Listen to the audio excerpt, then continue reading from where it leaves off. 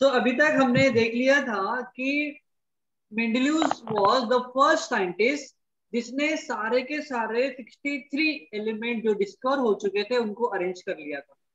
और उसने एलिमेंट्स को अरेंज करने के लिए कल का जो हमने कवर कर चुके हैं उसको मैं थोड़ा सा लेकर आ रहा हूँ आपके सामने, सो दैट आप आज की थ्योरी पूरी पूरी समझ सकते हो। ठीक है, तो क्या किया था उसने, 63 नोन एलिमेंट को उसने टेबल के फॉर्म में अरेंज किया था। और टेबल कैसे बनती है, वर्टिकल कॉलम्स और हॉरिजॉन्टल रोज के कारण। ठीक है, सो अगर आप देख सकते हैं तो आपके मेरे ऊपर में यहाँ पर आपको पीरियोडिक टेबल दिख रही होगी। ठीक है, बट अभी क्लियर नहीं दिखेगी क्योंकि बैकग्राउंड में भार्गवी कोचिंग क्लास का आपको लोगो दिख रहा है इसलिए। ठीक है, सो उस पीरियोडिक टेबल में उसने हॉरिजॉन्टल रोज और वर्टिकल कॉलम फॉर्म किए थे। और हॉरिजॉन्टल रोज को उसने नाम दिया था, क्या नाम दिया था, पीरियड्स। और वर्टिकल कॉलम्स को उसने नाम दिया था ग्रुप्स। तो ऐसे ग्रुप्स और पीरियड यानी ही रोज और कॉलम से मिलकर उसने पीरियोडिक टेबल फॉर्म किया था। अब इसने पीरियोडिक वर्ड क्यों यूज किया था, फिर अपने स्टार्ट बंद कर दिया अपना camera. Raghav, Ajit, Atharva, start your camera बेटा। मेरा कैमरा चालू है। नहीं है सर, तो चालू है सर मेरा कैमरा। अच्छा, अभी हुआ बेटा। हाँ बंद किया था तब तूने। हाँ हाँ, तो देखो अब फिर क्या हुआ। हाँ ठीक है, फिर क्या हुआ, उसने अपने टेबल के फॉर्म में अरेंज किया था एलिमेंट को, तो उसने उसको नाम पीरियोडिक वर्ड यूज किया था। अब पीरियोडिक वर्ड इसलिए वर्ड यूज किया था क्योंकि जब उसने सारे के सारे नोन एलिमेंट को increasing order of their atomic mass में अरेंज किया था, तो आफ्टर सर्टेन इंटरवल फिजिकल और chemical properties of element repeat हो रही थी। आफ्टर सर्टेन इंटरवल, जो बिल्कुल मेंडेलिव को दिखा था। क्या दिखा था मेंडेलिव को, कि every element having similar property to its first element, है ना। इसलिए उसने उसको ऑक्टेट नाम दिया था, जो हमारे हिंदी या वेस्टर्न जो म्यूजिक है उसके नोट से मैच करता था। सारे ग म प ध, उसके बाद नी, और फिर से सारे ग म, तो जो नोट रिपीट हो रहे थे। लाइकवाइज यहाँ पर भी केमिकल और फिजिकल प्रॉपर्टीज एलिमेंट की रिपीट हो रही थी आफ्टर सर्टेन इंटरवल। इसलिए उसने उस वर्ड उस टर्मिनोलॉजी को उसने नाम दिया पीरियोडिसिटी। इसलिए उसका जो अरेंजमेंट है हम उसको पीरियोडिक टेबल कहते हैं। और पीरियोडिक टेबल जो मेंडेलियस ने डिजाइन किया था, उसने उसके लिए एक लॉ भी डिजाइन किया था। और वो लॉ क्या था, वो Mendeleev's periodic law was states that, क्या है law, the physical and chemical properties of elements are periodic function of their atomic masses। ये था उसका पीरियोडिक लॉ। इसका मीनिंग होता है कि अगर हम एलिमेंट्स को उनके increasing order of atomic mass में अरेंज करेंगे तो उनकी फिजिकल और chemical properties after certain interval repeat होगी। ठीक है, ये उस लॉ का एक्सप्लेनेशन है। इतना हमने कर लिए थे, हाँ या ना। Yes sir. तो आज हम इसके आगे बढ़ेंगे कि उसके एक्चुअल में मेरिट्स और डीमेरिट्स क्या थे। ठीक है, so let me share the screen.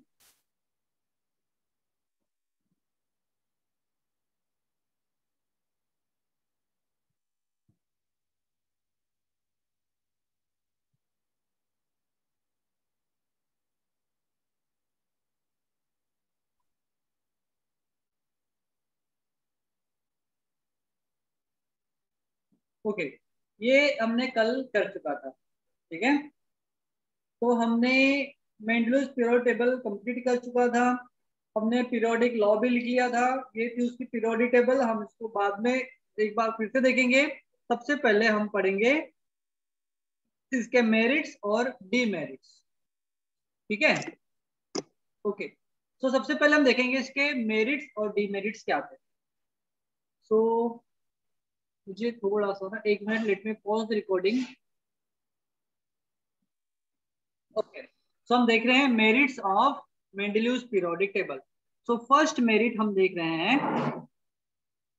Okay देखो, सबसे पहला मेरिट तो ये सबसे पहला साइंटिस्ट था जिसने सारे के सारे नोन एलिमेंट को अरेंज किया था। सो सबसे फर्स्ट मेरिट आपके बुक में मेरिट में नहीं है, बट मैं इसको मेरिट लिख रहा हूँ क्योंकि ये पहला साइंटिस्ट था जिसने सारे के सारे नोन एलिमेंट को अरेंज किया था। So Mendeleev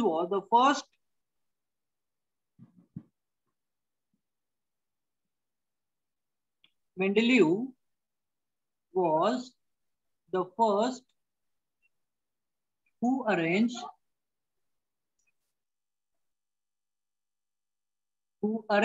all the known elements of that time.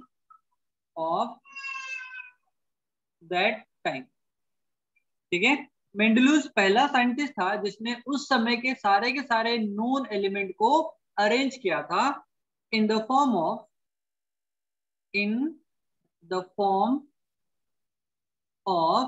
Periodic table.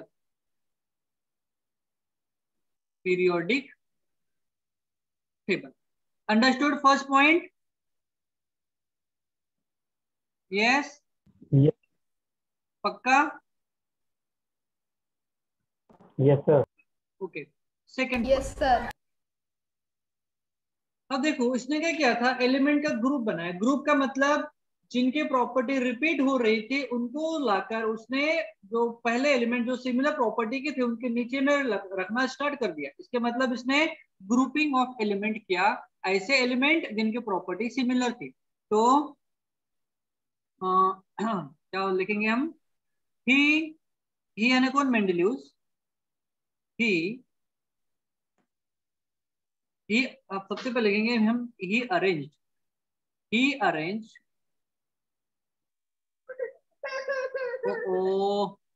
Wait a second बेटा, my daughter is troubling.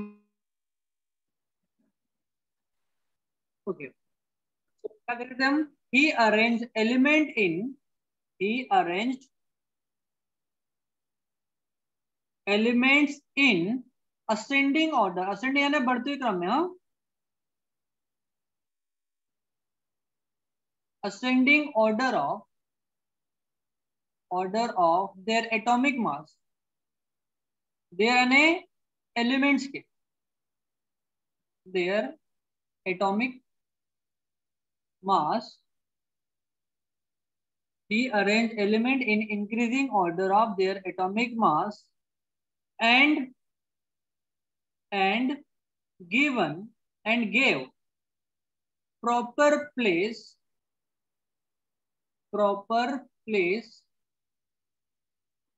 to elements according to their physical and chemical properties.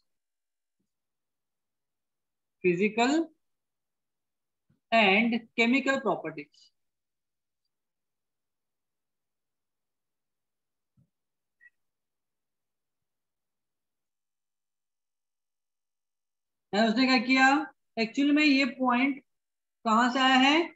जो पॉइंट डिमेरिट थे किसके? Newland ऑक्टोवेस के. तो वहां पर कुछ एलिमेंट का जो अरेंजमेंट प्रॉपर नहीं था, तो उसने जो मेंडेलीव ने उसके मेरिट डिमेरिट के ऊपर काम किया और उनको अपना मेरिट बना लिया कि इसने जो एलिमेंट थे उनको प्रॉपर अरेंजमेंट किया था. जैसे न्यूलैंड ऑक्टोवेस हमने क्या देखा था कि उसने नॉन मेटल के साथ में प्लेटिनम को, कोबाल्ट को, फिर फेरस को, कॉपर को सब अलग अलग कर दिया था. और फेरस को तो और भी दूर रख दिया था जिनकी प्रॉपर्टी मेटल से सिमिलर थी. तो इसने उसके जो डिमेरिट थे उसके ऊपर काम किया और इसने वो सुधार कर लिया अपने इसमें. ठीक है, एग्जाम्पल देख लेते. फॉर एग्जाम्पल देखो क्या किया था. प्रीवियसली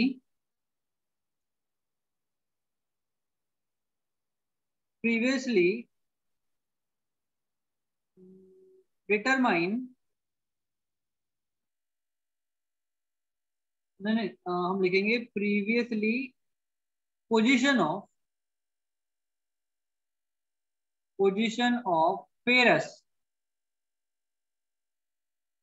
एंड फेरस के साथ में किस किस की पोजीशन रॉन्ग थी? Previously ferrous position of Ferrous was Ferrous was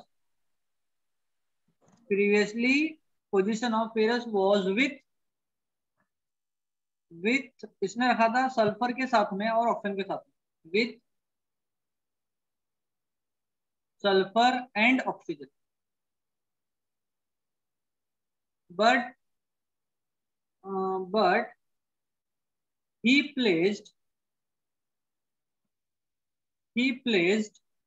them ferrous with, अब इसने बाद में जो फेरस है उसको किसके साथ में, मेटल के साथ में रख दिया था।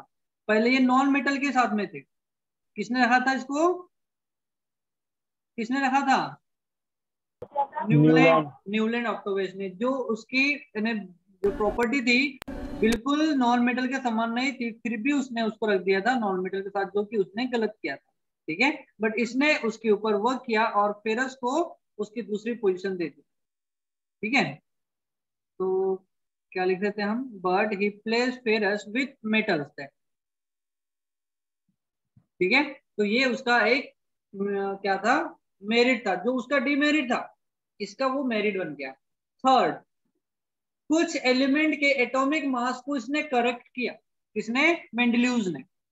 जैसा एक एलिमेंट है बेरिलियम, बेरिलियम का एटॉमिक मास को इसने करेक्ट किया। पहले 14.09 था, 14 था, जो कि अभी कार्बन का है, बट बाद में मेंडलीव ने बताया कि उसका एटॉमिक मास 14 नहीं है, 9.4 है।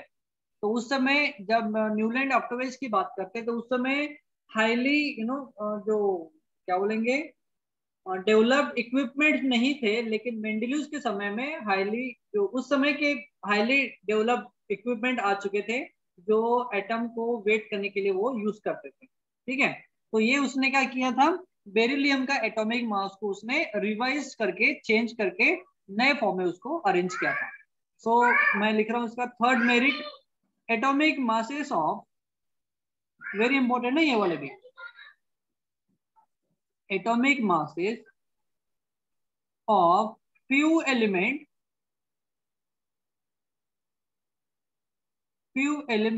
were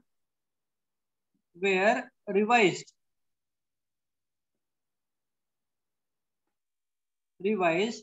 and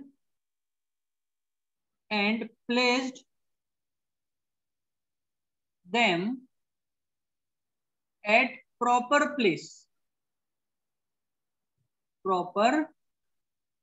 place in his periodic table। देखो पहले beryllium, wait, somebody is in waiting room। Raghav को क्या हो गया भाई? ओके, देखो पहले क्या था, एटॉमिक मास ऑफ बेरिलियम की अगर हम बात कर रहे हैं तो 14 था, लेकिन इसने 14 को चेंज करके 9.4 कर दिया। एग्जांपल लिख रहा हूं मैं यहाँ पर। अब देखो पहले एटॉमिक मास 14 था और बाद में इसने 9.4 कर दिया, तो इसकी पोजीशन अब थोड़ी पीछे चल जाएगी ना, पीछे बैक आ जाएगी, क्योंकि 14 वाला बाद में जाएगा, 14 तो अब कार्बन का है। इसका मतलब उस समय बेरिलियम का जो एटॉमिक मास था वो कैलकुलेट रॉन्ग हुआ था। ठीक है, सो एग्जांपल लिख रहा हूं मैं। एग्जांपल में प्रीवियसली बेरिलियम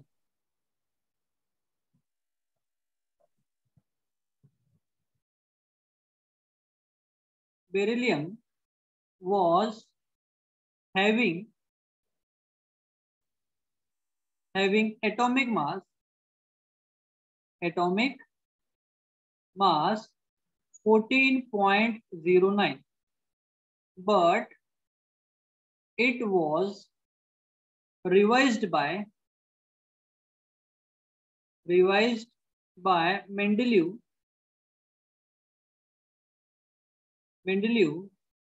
to 9.4।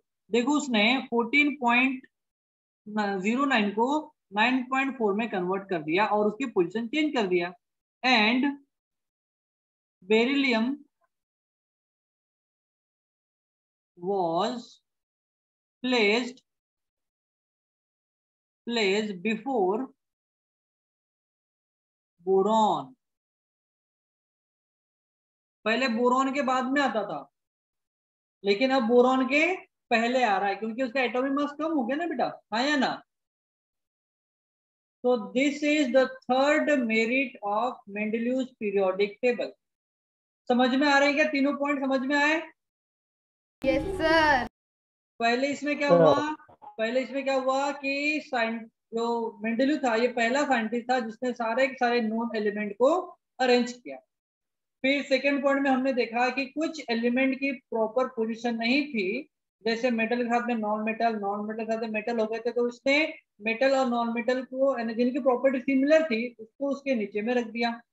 फिर थर्ड में हमने देखा कि इसने कुछ एलिमेंट के जो एटॉमिक मास थे उसको रीचेक किया और रिवाइज किया। जैसे बेरिलियम की अगर हम बात करेंगे तो बेरिलियम का एटॉमिक मास पहले था 14.09 एटॉमिक मास यूनिट, बट इसने उसको एक्चुअल में मेजर किया और देखा कि नहीं, इसका एटॉमिक मास 14.09 नहीं 9.4 है। तो 9.4 एक्चुअल में एटॉमिक मास है बेरिलियम का, और वो है रिवाइज्ड वाला। अब एटॉमिक मास कम हो गया तो अब इसने इसको बेरिलियम बोरॉन के पहले रख दिया, नहीं तो पहले बोरॉन के बाद में आता था। ठीक है, तो this was the third merit of Mendeleev's periodic table. So ऐसा करो, पहले इसका स्क्रीनशॉट ले लो फिर हम आगे बढ़ते हैं। Yes sir.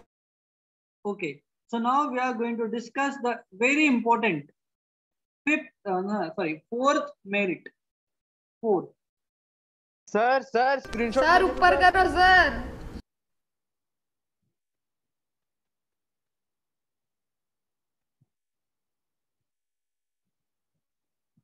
Yes sir, done sir.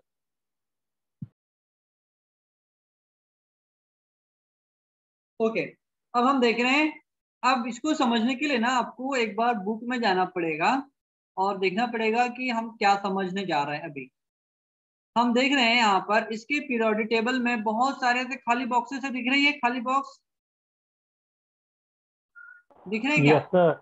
अब ये खाली बॉक्स उनके लिए वेकेंट स्पेस बोलते हैं हमको, ये उन एलिमेंट्स के लिए थे जो अभी डिस्कवर नहीं हुए थे और डिस्कवर होना बाकी थे। बट उसने बता दिया था कि कुछ एलिमेंट यहाँ पर जो डिस्कवर होंगे उनकी प्रॉपर्टी ऐसी ऐसी होगी, उसने पहले ही प्रिडिक्शन दे दिया था।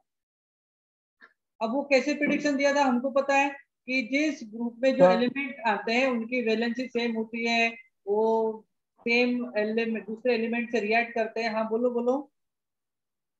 सर ये यहाँ पे डी आई और सीई के सामने में क्वेश्चन मार्क क्यों है? कहाँ?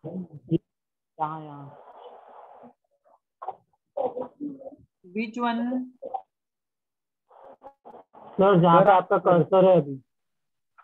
यहाँ ये अच्छा, ये हाँ हाँ। अच्छा, यहाँ के एलिमेंट अभी डिस्कवर नहीं हुए थे।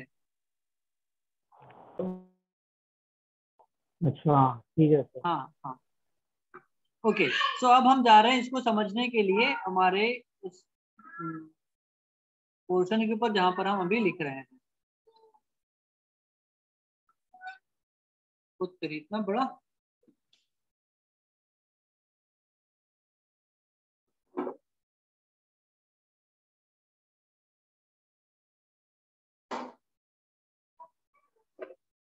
ये है, साइड में नहीं छोटा होगा।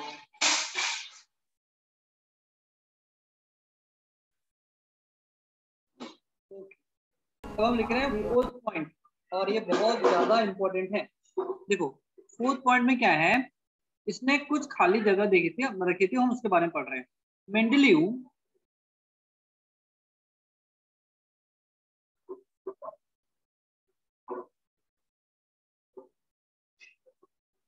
Mendeleev kept some vacant places for those elements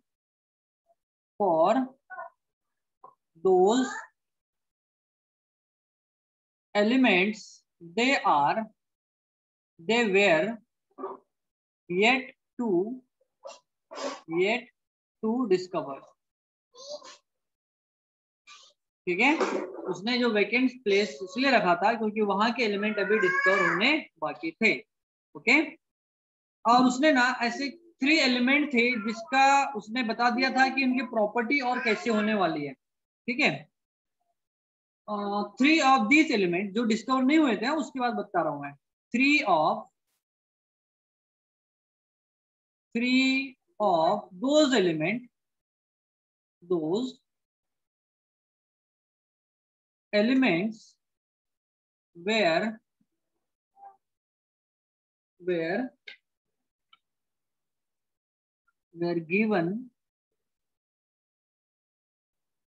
given names by Mendeleev।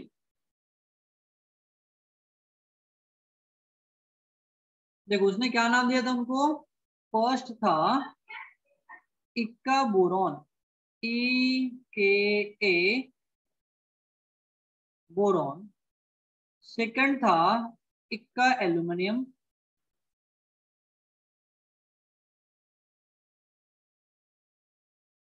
और तीसरा एलिमेंट था बेटा इक्का सिलिकॉन। तो मतलब ये तीनों जो एलिमेंट थे इनकी प्रॉपर्टीज बोरॉन, हाँ नहीं, बोरॉन, एल्यूमिनियम और सिलिकॉन उस समय डिस्कवर हो चुके थे, लेकिन ये उसके आजू बाजू आने वाले थे, इसलिए उसने नाम दिया इक्का बोरॉन, इक्का एल्यूमिनियम और इक्का सिलिकॉन। उसके आजू बाजू आने वाले थे। जैसे सपोज ये राघव का घर है, तो यहाँ पर जो घर आता है वो बोलता है इक्का राघव, ऐसा। समझा क्या? Yes sir. बस हाँ, ऐसा उसने नाम देकर रखा था, और नाम एक्चुअली में डिसाइड नहीं किया था, उसने बस बताया था कि यहाँ पर ऐसे ऐसे एलिमेंट आएंगे और उनकी प्रॉपर्टी इनके सिमिलर होगी। तो जो एलिमेंट यहाँ पर आएगा इक्का बोरॉन के बदले में, उसकी प्रॉपर्टी बोरॉन से सिमिलर होगी। जो एल्यूमिनियम के पास आएगा, अब देखते हैं वो कौन कौन से एलिमेंट थे और कैसे कैसे बाद में उसने जो प्रॉपर्टी बताया था, ठीक है। अब देखो, अब ये जो नाम दिया था एक्चुअली में उसके नेबरिंग एलिमेंट थे। तो मैं अब लिख रहा हूँ ही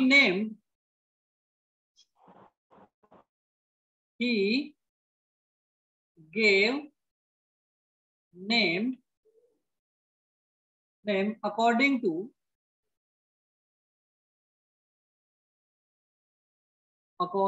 to their neighboring element।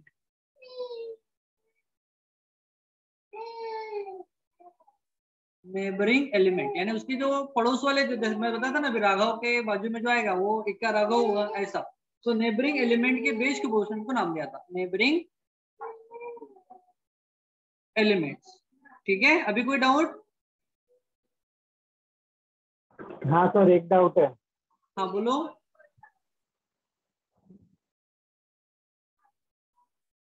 बोलो बोलो।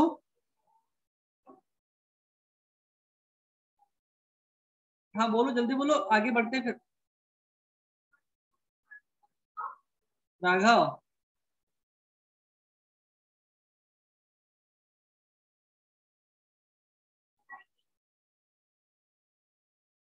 इक्का silicon,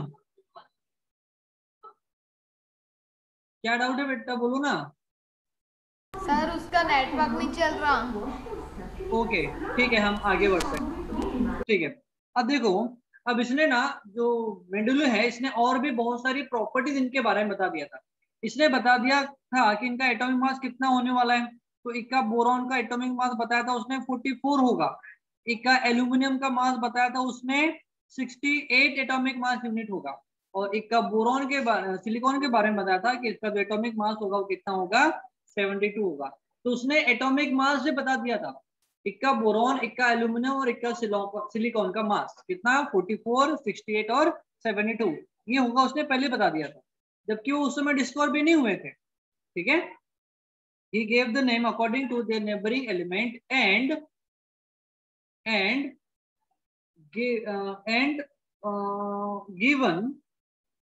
given their atomic masses, also, like 44, 68,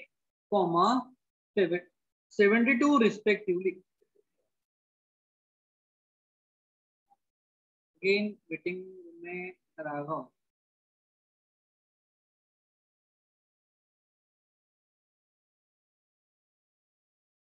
okay, इतना क्लियर हो गया। उसने उनका एटॉमिक मास भी बता दिया था कि एक का बोरॉन का होगा 44, एक का एल्यूमिनियम का होगा 68 और एक का सिलिकॉन का एटॉमिक मास होगा 72 एटॉमिक मास यूनिट रिस्पेक्टिवली। उसने बता दिया था जबकि वो डिस्कवर भी नहीं हुए थे। ठीक है। He also predicted Yes, sir.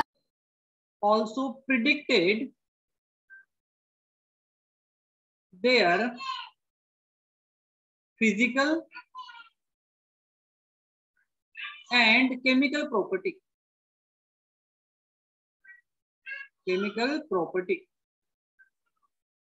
यानी उसने उनके डिस्कवर होने के पहले एटॉमिक मास बता दिया था, उनका नाम बता दिया था और उनकी फिजिकल और केमिकल प्रॉपर्टीज के बारे में बता दिया था कि उनकी वैलेंसी क्या होगी। और वैलेंसी के बाद उसने बताया था कि किससे रिएक्ट करेंगे, मेटल होंगे नॉन मेटल होंगे, ऐसा ही उसने पहले बता दिया। ठीक है। लेटर ऑन, अब बाद में क्या हुआ, लेटर ऑन मैं इसके लिए थोड़ा इंक चेंज कर रहा हूँ तो आपको थोड़ा सेपरेट दिखेगा। Later on when these elements were discovered, देखो जब ये एलिमेंट डिस्कवर हुए थे, okay, so later on when these elements were discovered, their property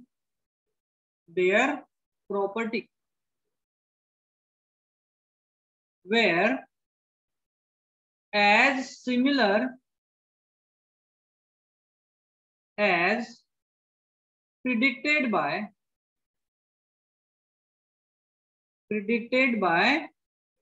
Mendeleev. जैसा मेंडलीव ने प्रिडिक्शन में बताया था सेम वैसे ही प्रॉपर्टी इनकी आई। ठीक है। अब देखो बाद में जब ये एलिमेंट डिस्कवर हुए ना तो इनको नेम दिया गया scandium and they named as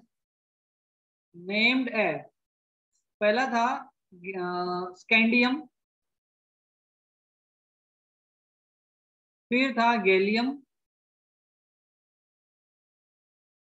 और लास्ट था जर्मेनियम।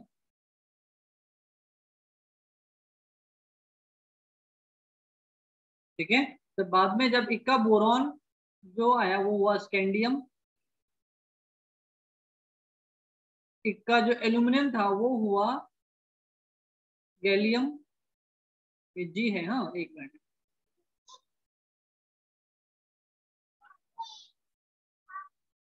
और इक्का जो सिलिकॉन था वो हुआ जर्मेनियम। तो ये इंपॉर्टेंट है, हाँ बाद में मैच द पेयर में आता है। ठीक है, बहुत बार मैच द पेयर में आता है कि इक्का एल्यूमिनियम क्या हुआ, तो ये हुआ गैलियम, इक्का सिलिकॉन हुआ जर्मेनियम और इक्का बोरॉन हुआ स्कैंडियम। ठीक है। तो इनको याद करने के लिए आपको याद रखना है EBS, इक्का बोरॉन हुआ स्कैंडियम, या EBSC ऐसा बोल सकते हो, CBSC नहीं, EBSC। ठीक है। तो ये इक्का बोरॉन स्कैंडियम हुआ, फिर हुआ इक्का एल्यूमिनियम EAG, ये हुआ इक्का एल्यूमिनियम गैलियम हुआ। तो GA को मैं GA लिख रहा हूँ क्योंकि गैलियम से रिप्रेजेंट करते हैं। और बाद में इक्का सिलिकॉन ES हुआ जर्मेनियम। ठीक है, याद रहेगा। ये अगर याद है तो आपको मैच द पेयर बहुत बार आता है, अल्टरनेट ईयर में ये पूछता ही है मैच द पेयर में, या फिर फिल इन द ब्लैंक में, या मल्टीपल चॉइस क्वेश्चन में भी पूछ लेता है। तो ये याद रखना है, EBSC यानी इक्का बोरॉन हुआ स्कैंडियम, EAGA ये क्या हुआ, इक्का एल्यूमिनियम हुआ गैलियम, और ESGE इक्का सिलिकॉन हो गया जर्मेनियम। भूलोगे तो नहीं पक्का everyone? Yes, sir. Yes sir, बस थोड़ा सा रखना पड़ेगा। हाँ रखना पड़ेगा। आप नाम ले लो, एक EBSC नाम दे दो किसी को, EAGA नाम दे दो किसी को, और ESG नाम दे दो, ESG लो, ESG में भूल जाओगे, अब ESG याद रखो। या फिर ऐसा याद रखो, मैं ऐसा रखता था EBS EAGA, क्योंकि गैलियम के लिए GA, और ESG मैं ऐसा नाम रखता था। तो ये मुझे ज्यादा नहीं तुमको याद रहता था। EBS इक्का बोरॉन हो गया स्कैंडियम, EAG ये हो गया इक्का एल्यूमिनियम गैलियम, और ES इक्का सिलिकॉन हो गया जर्मेनियम। मैं इसको याद रखता था। आपको जो अच्छा लगता है वो याद रखो, या फिर आप अगर अपने हिसाब से राइम बना सकते हो तो यू कैन मेक ऑल्सो। ठीक है, ओके। अब देखो, अब लास्ट पॉइंट हम डिस्कस करने जा रहे हैं। इन सारे के सारे रीजन के कारण Mendeleev's periodic table was universally accepted world wide. अब universally but world wide accepted theory थी, क्योंकि इसके प्रिडिक्शन